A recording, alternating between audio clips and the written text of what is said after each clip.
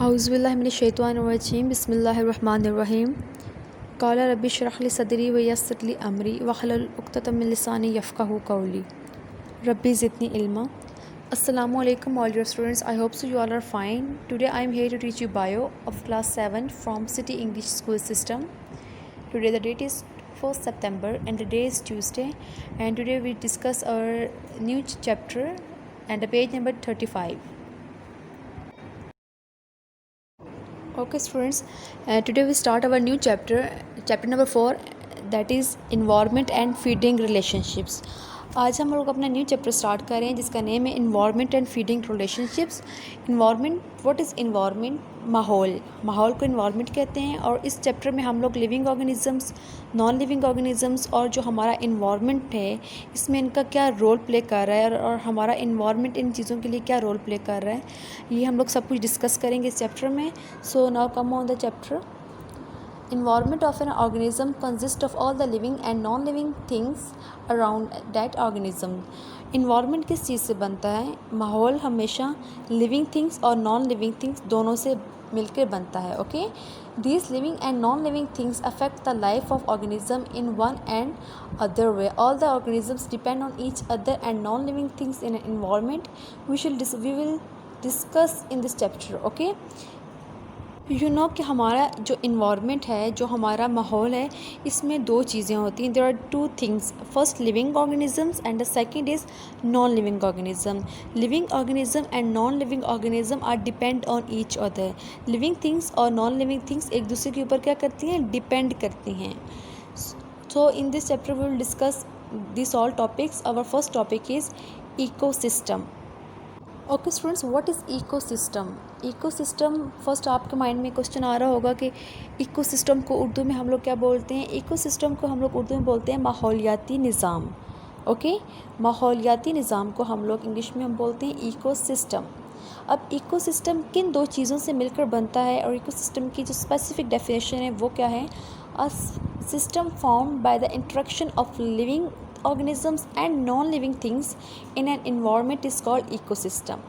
Ecosystem जो हमारा माहौलियाती निज़ाम है वो किन दो चीज़ों से बनता है? वो लिविंग थिंग्स, जानदार चीज़ें, एंड नॉन लिविंग थिंग्स जो बेजान चीज़ें हैं। Living things and non living things के इंटरेक्शन से हमारे पास जो इन्वायरमेंट है उसको हम लोग क्या बोलते हैं? इकोसिस्टम। क्योंकि आपको पता है कि जो आपके पास आपका माहौलियाती निज़ाम है उसमें आपको देखें तो आपको सिर्फ दो ही चीज़ें नज़र आती हैं। फर्स्ट लिविंग थिंग्स, सारी लिविंग थिंग्स जिसमें animals, plants, birds, okay, humans, ये सारी चीज़ें किस में आ जाती हैं? लिविंग थिंग्स में। एंड नॉन लिविंग थिंग्स जो बेजान चीज़ें हैं जो आपके इर्द गिर्द बहुत सारी एग्जांपल्स इनकी प्रेजेंट है। ओके, सो आपको इकोसिस्टम की डेफिनेशन क्लियर हो चुकी होगी। एन इकोसिस्टम में be large like a desert और small like a decaying log. Deserts, sea shores, rivers, mountains, oceans, grasslands and rain forest are the main examples of ecosystem. ये सारी वो examples हैं ecosystem की। फॉर एग्जांपल डेजर्ट्स, अब desert भी एक माहौल है। ओके, डेजर्ट भी एक इकोसिस्टम का एक एग्जांपल है। अब डेजर्ट में भी बहुत सारे एनिमल्स रहते हैं, बहुत सारे इंसेक्ट्स, माइक्रो ऑर्गेनिजम्स होते हैं और डेजर्ट का भी एक अपना माहौल है। और ये किसकी एग्जांपल है? ये इकोसिस्टम की एग्जांपल्स हैं। अब नेक्स्ट हम लोग आ जाते हैं इकोसिस्टम के parts. There are two main parts of ecosystems. First, the living abiotic part and the second is non-living abiotic part. जैसे कि आपको मैंने फर्दर ऊपर डेफिनेशन में क्लियर किया है कि इकोसिस्टम में हमारे पास सिर्फ दो चीज़ें होती हैं। First living organism and the second is non living things, means जानदार और बेजान चीज़ें। ओके, इन दोनों चीज़ों से मिलकर हमारा इकोसिस्टम बनता है, माहौलियाती निज़ाम बनता है। अब उसमें जो लिविंग ऑर्गेनिजम्स हैं उनको हम लोग बायोटिक पार्ट कहते हैं। ओके, लिविंग ऑर्गेनिजम्स को हम लोग बायोटिक पार्ट कहते हैं और जो नॉन लिविंग ऑर्गेनिजम्स हैं उनको किस पार्ट का नाम देते हैं? एबायोटिक। ओके, इकोसिस्टम के टू मेन पार्ट्स हैं, उसमें फर्स्ट है biotic part and the second is abiotic part. अब बायोटिक पार्ट किसको बोलते हैं?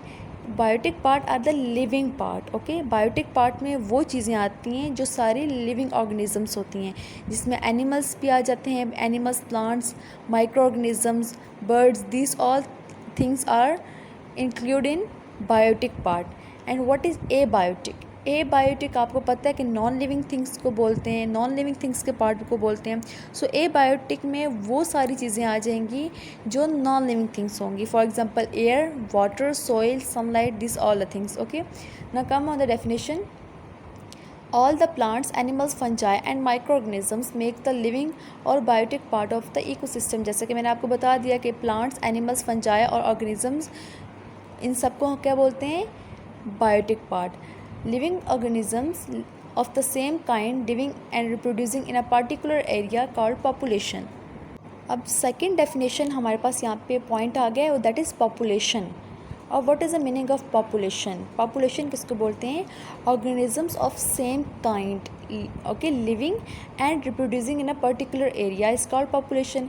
कि सेम काइंड के ऑर्गेनिजम्स एक ही जगह पर रह के वहाँ पर रिप्रोड्यूस करते हैं और उस पार्टिकुलर स्पेसिफिक एरिया को हम लोग क्या बोलते हैं? पॉपुलेशन।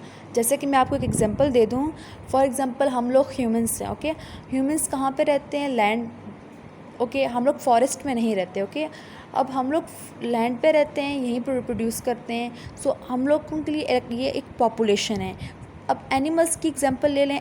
एनिमल्स का एक डिफरेंट एरिया है। एनिमल्स कहाँ रहते हैं? डेजर्ट, फॉरेस्ट में रहते हैं, ओके। अब एनिमल फॉरेस्ट में रिप्रोड्यूस करते हैं तो वो उनकी पॉपुलेशन है, okay. So there is a example. अब आप इसकी डेफिनेशन की तरफ दोबारा आ जाएं, अब आपको और क्लियर हो जाएगा। Organism of the same kind, किस ऑर्गेनिज्म सेम काइंड के? अब हम लोग ह्यूमंस हैं, एनिमल्स अलग हैं, बर्ड्स अलग हैं, तो इन सब की डिफरेंट अलग अलग पॉपुलेशन से, ओके। अब कम on the next. All the populations of different kinds of organism living together in area make a community. अब पॉपुलेशन का मीनिंग आपको समझ आ गया है। सेम काइंड का ऑर्गेनिज्म एक जगह पर रह के वहाँ पर रिप्रोड्यूस करते हैं, उसको हम लोग पॉपुलेशन बोलते हैं। अब जो नेक्स्ट डेफिनेशन हमारे पास कम्युनिटी की है। अब कम्युनिटी में क्या आ जाता है कि different kinds of populations, okay, all population of different kinds of organisms living together in an area is called community. अब कम्युनिटी में एक सेम काइंड की पॉपुलेशन नहीं सर्व रहती, एक कम्युनिटी के अंदर different kinds of organisms are live. For example एक कम्युनिटी है, उसके अंदर एनिमल्स भी हैं, बर्ड्स भी हैं, प्लांट्स भी हैं, माइक्रो ऑर्गेनिजम्स भी हैं। तो जिस जगह पे ये सब चीज़ें होती हैं उसको हम लोग क्या बोलते हैं? There is a one community. For example हम लोग अपने पाकिस्तान की एग्जांपल ले लेते हैं। अब पाकिस्तान एक कंट्री है, इसमें लिविंग ऑर्गेनिजम्स भी हैं। इसमें लिविंग ऑर्गेनिजम्स में अब कौन सी चीज़ें आ जाती हैं? एनिमल्स भी हैं, बर्ड्स भी हैं, माइक्रो ऑर्गेनिजम्स भी हैं, ओके, प्लांट्स भी हैं। फिर डिफरेंट काइंड्स ऑफ ऑर्गेनिजम्स हैं और ये एक ही जगह पर रह रहे हैं और यहाँ पे रिप्रोड्यूस कर रहे हैं। तो हम इस एरिया को क्या बोलते हैं? कम्युनिटी। कम्युनिटी का मतलब है कि जहाँ बहुत सारे डिफरेंट ऑर्गेनिज्म सर्वाइव करते हों। Come on the last, what is last? Habitat. अब लास्ट हमारे पास डेफिनेशन है हैबिटेट की। What is habitat? The place where an animal और plant live and reproduce is called habitat. A habitat provides things an organism need: food, water, shelter, etc. Many populations of organisms live in each habitat. Habitat किसको बोलते हैं? वो जगह जहाँ animal और plant live रहते हैं और रिप्रोड्यूस करते हैं, उस जगह को हम लोग बोलते हैं हैबिटेट। और हैबिटेट एक लिविंग ऑर्गेनिज्म को वो सब चीज़ें प्रोवाइड करती है जो उसको चाहिए होती है। फॉर एग्जांपल फूड, एक लिविंग ऑर्गेनिज्म को फूड भी चाहिए होता है, वाटर भी, शेल्टर, घर को कहते हैं, शेल्टर भी चाहिए होता है, ओके। ये सब चीज़ें जो एक लिविंग ऑर्गेनिजम्स को सर्वाइव करने के लिए, रिप्रोड्यूस करने के लिए चाहिए होती हैं, और ये सब हमको कौन देता है? हमें हैबिटेट देता है। So this is the definition of habitat. Okay students, मुझे उम्मीद है कि आपको ये लेक्चर बहुत अच्छे से समझ आया होगा। अगर आपको कोई भी क्वेश्चन हो तो आप ग्रुप में कर सकते हैं। आपकी डायरी यही है कि आपने पेज नंबर 35 की रीडिंग करनी है और सब डेफिनेशंस को लर्न करना है।